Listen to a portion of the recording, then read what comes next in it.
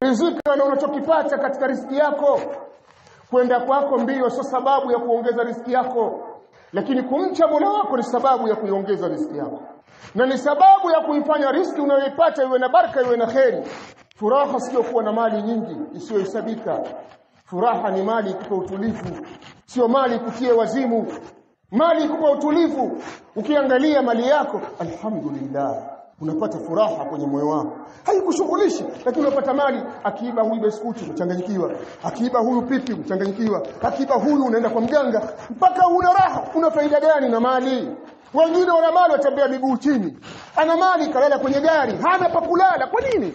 Una kheri gani na mali yako? Mali kupa utulivu, mali yenye baraka, mali yenye kheri. Sio hoja kuwa na mali nyingi hujui hesabu yake alafu huna amani katika maisha yako. Lakini hifadhi utaipata kwa wewe kumcha Allah subhanahu wa ta'ala.